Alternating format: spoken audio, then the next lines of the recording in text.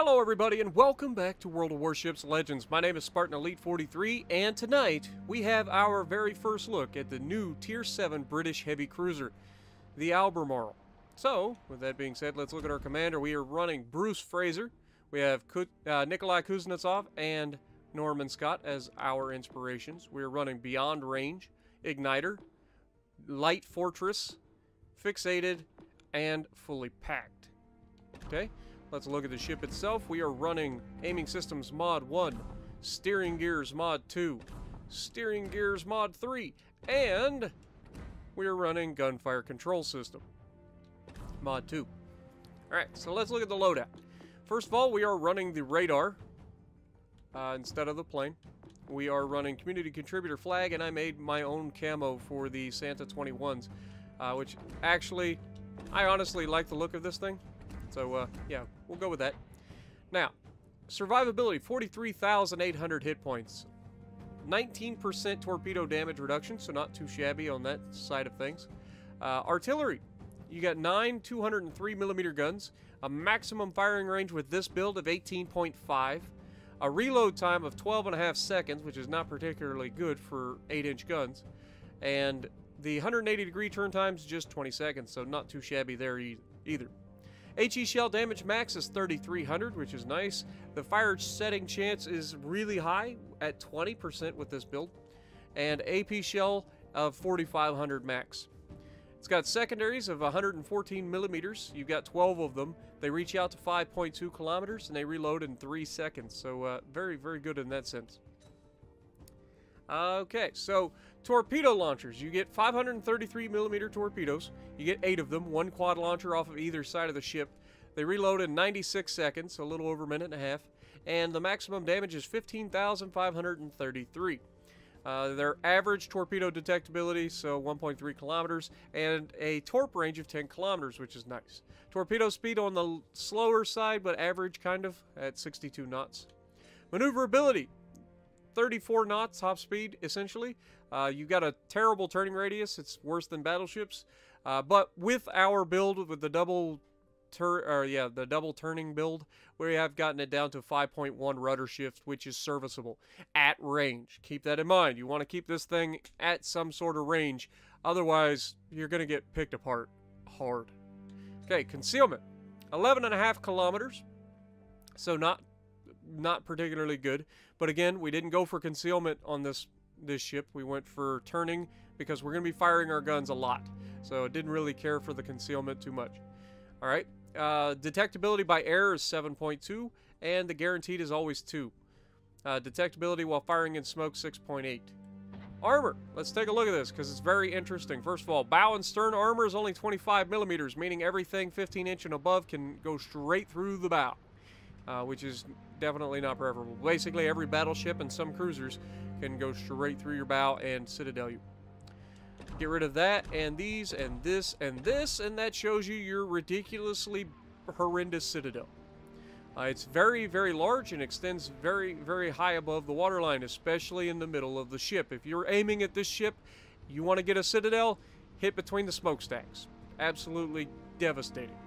However, there is one side of that you've got to be careful of. The Citadel armor belt is 152 millimeters thick, meaning that if you sufficiently angle, there ain't nobody going through it. However, they don't have to go through that armor belt, as you saw with, was it this?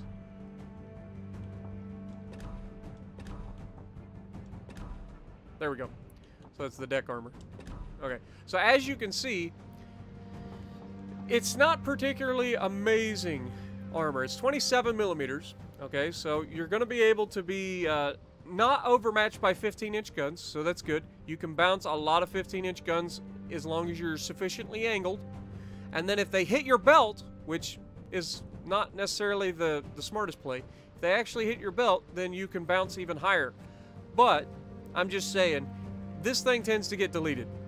And the reason for that is there's not a lot of room from the bow of the ship till you get to the citadel, and the same can be said from the stern of the ship, as you can see. There's very, very little space between the rear of the ship and the citadel. or the front of the ship and the citadel. And because you have basically no armor, they go straight through it and punch your citadel from everywhere. Okay, so keep that in mind.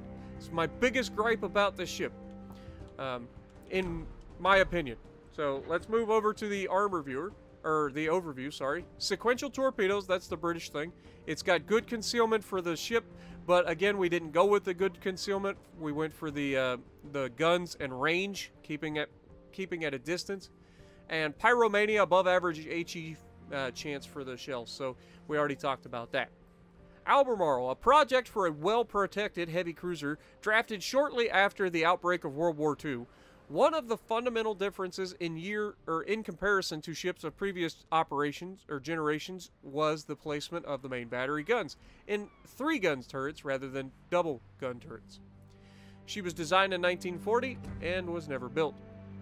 But, as you can see, it's an okay-looking ship. You can see the extra thick armor there at the belt. It's pretty easy to see. I do really like this camo on this ship, but that's just me.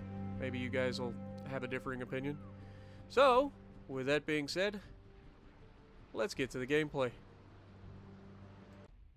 Alrighty, so we're going to be on Trident, and we're in a division with none other than Let 'em Peek and Where Are You, Aaron. If you guys don't know who they are, I highly recommend you guys look them up on YouTube. Peek, he does a lot of meme videos, if you're into that sort of thing. He's pretty good at editing. He does pretty good job. So maybe you'll enjoy his stuff. And then, of course, Where Are You, Aaron, fellow community contributor. You guys should know him. But definitely give him a follow as well, or at least check him out if you like what he's doing. Now, we are in the Albermarle, and I'll be real honest with you guys, I do not like this ship. It's just too squishy, man. Now, in this particular match, we're going to have probably the best game I've had in this particular ship. Could have been even better. There's going to be a couple opportunities where I would have had a chance to do a lot of damage, and unfortunately not going to get that. You'll see when we get to them. Now, why do I not like this ship? I don't like fire starters, okay, and that's what this ship really excels at. It is extremely good as a fire starter. It is also has very good AP if you're up close. You can punch battleships, you can punch cruisers, you can do all the good things with the AP as well. Now, unfortunately, we're kind of stuck on this friggin' Indianapolis at the moment. Unfortunate, but it is the thing. Now, the problem with getting close is, like, you cannot make mistakes in the ship. Okay, it's just like the Pensacola. Pensacola is a fantastic ship when it's able to do its thing.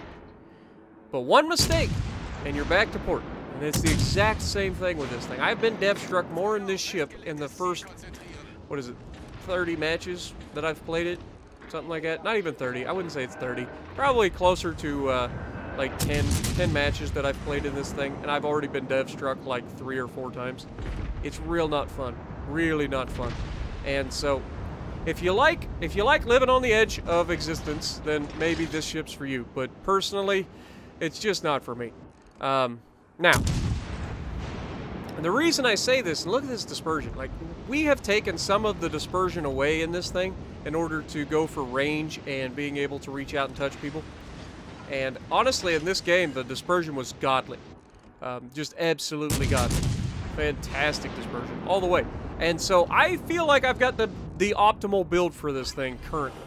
I don't think any other way of building it. I've tried the other way of just going full dispersion build and trying to do the thing, but only having 17-kilometer range just does not do well for this ship. You need the standoff distance. You need to be able to dodge incoming fire, because if you take shells, bad things happen, as we set 2 fires on the Massachusetts. Now that's going to burn for a while because he just damage comped.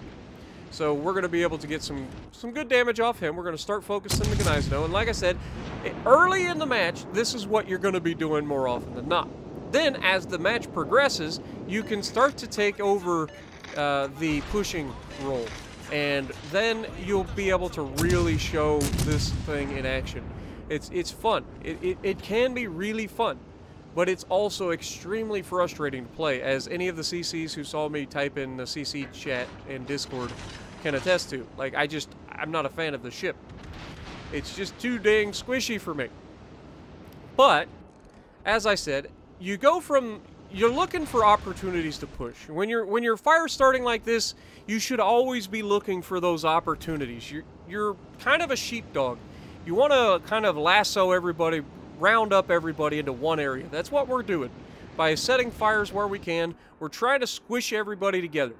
And that's going to make our team much more effective versus their team. And that Massachusetts absolutely gets touched again. I think he took some torps, or maybe he just got shot. But he's trying to heal it back. We're going to go ahead and try to set a fire. We get a good hit, and that's what I'm talking about with the HE, like, damage. The HE damage on this thing's nasty. It's British HE, so you get that extra penetration, I believe. But it's just nasty. They do really, really nasty things to people, regardless of who you hit, how much armor they have. Just seems like it always does damage. But as you can see, I'm starting to see that there's a Cleveland up here by himself. There's a cruiser right behind him, potentially. And this is where we're going to be able to get into position to push our advantage. And that's the goal. That's the goal. As they lose Gneizno, they've only lost one ship. We've lost two. Aaron, I believe, has a rough game in this one. I think he crashes like midway through or something like that. Something happens with his end, and it's unfortunate for him, and down he goes. Like I said, I think his game crashed right in the middle of play, and then he ends up getting torqued. So it's unfortunate. I know he ended up resetting everything after this game. This was literally our very first game of the day. I wanted to try to get a game in this ship so that I could be done with it, because I'm going to mothball it and probably never bring it back out again, because it's just not my playstyle. However, as we push closer, Cleveland's starting to get a little bit froggy, and watch what happens to Cleveland here in a moment. Mr. Peak in his Alabama is going to absolutely smash him, and down he goes. Like, literally, all his health gone. Straight through the bow. Straight through the bow. Full salvo from Peak, and all of his health now gone. Now, our friends over on the other side managed to finish off the Massachusetts. Cleveland is not long for this world. He's starting to reverse, realizing that going up against a Massachusetts who just citadeled him through the front is probably not in his best interest. And we're going to get our chance to test out the AP. And like I said, AP in this thing, very, very good if you get a chance to use it. And obviously it's got armor. Cleveland's armor piercing is going to struggle to go through it. Our first salvo of armor piercing goes right through that beautiful side plating and just absolutely punches him. Now this shot not going to go so well, because he's more angled. We're not going to be able to punch through that bow armor. I test it. Clearly doesn't work. Switch over to the HE. Get ready to shoot him with the HE. Unfortunately, he gets taken out by our Jean Bart. Now, I'm about to radar, knowing full well that I have HE loaded. And that's not preferable, because I would have loved to have AP loaded before I radared this guy so that I get the damage for it.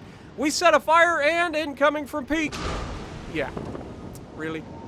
I'm not going to lie. I was a bit salty there. I was like, really, Peak? He's like, what? This guy's been shooting me all game. I'm like, yeah, well, I haven't had a chance to do anything. I'm trying to make a video, but you think you can hold off? It's not always about you, Peak. But in fairness, I don't really care.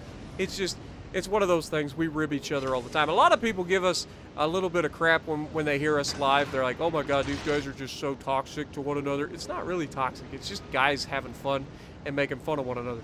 It's not really toxic. We don't let it get to us. Trust me. If any of us had skin that thin that each of us could like mess with each other, we'd be miserable.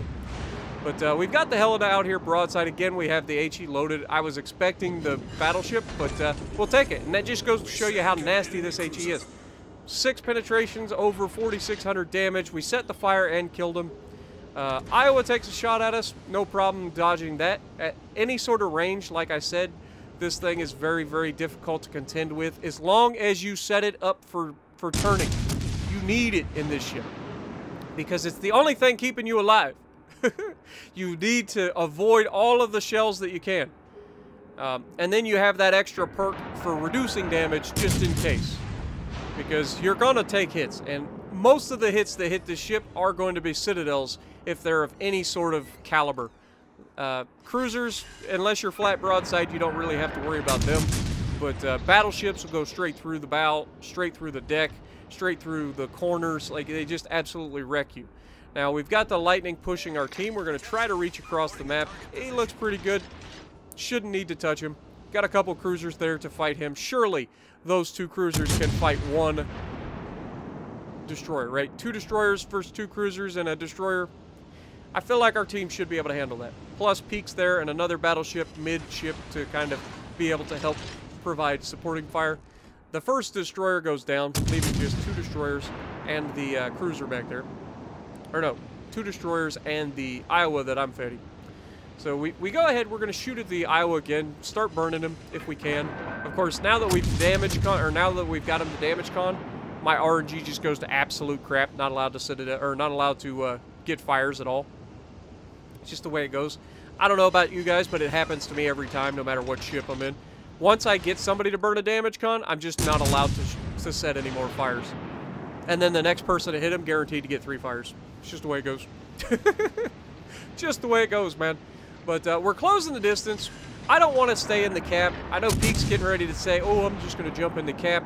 But I don't really care about capping. We're not going to lose this match, hopefully. I feel pretty confident we're not going to lose this match. And with this, I was thinking about pushing around the back of the island. I was figuring I'm going to try to cut them off. So I was thinking about staying in the base, and then I was like, you know what? Screw this. I'm going to get some damage. I want this game to be the one that I post for you guys, because it showcases, you know, kind of how to use the ship. I know a lot of people might question that. You know, it's a radar cruiser. Probably don't want to be all the way in the back. Probably should be a more centralized location. But trust me when I say that this ship gets deleted by every battleship or heavy, super heavy cruiser in the game. I'm not joking. Like, if they catch you, it's death. 9 times out of 10. Like, you don't normally get a chance to renegotiate those terms. But we tried to set a fire again, didn't get it. We're going to switch to the AP and show you how nasty the AP can be. Obviously, we're aiming high up on the Iowa. We want to hit possibly superstructure or into the side armor, but not the belt. And he fires back at us. We use our range and our good turning with this build to get out of the way. But as we get closer, it's going to get harder and harder to dodge those rounds. And his rounds aren't going to get any less dangerous. But you can see we're punching him pretty good. He's definitely feeling these shells. And this thing is pretty accurate. I'll give it that. Now we check him for the torpedoes. We don't really have a shot with the torps, so we're just going to go ahead and keep shooting him with the AP. We got our high caliber. We're trying to turn in here, and this is what I'm kind of talking about. You get very lucky if you can get the shells to hit on that belt armor at the right... Oh my god, that dispersion's good. At the right spot. If you can get those shells to hit that, you can definitely bounce and shatter big guns. But my god, if you get it wrong, it's death. As we get another great salvo, and are we going to be able to get it? No, the shells hit the pine trees, and that's going to finish this match. We're not going to be able to finish him off. Somebody else is going to be able to yoink the kill. But 108,000 damage, high caliber, pretty much showcasing where this ship is at its strengths. And also, don't sleep on the AP, man. I say it all the time. Know when to use AP, know when to use HE. It's not a guaranteed HE spammer. You can bait people into thinking you're going to fire HE and then smash them with that AP. But you see Pete coming in top and the Alabama, me coming in second. So if you like what we're doing, punch the like button, leave a comment below, subscribe to the channel if you haven't already. And as always, I will see you in the next video.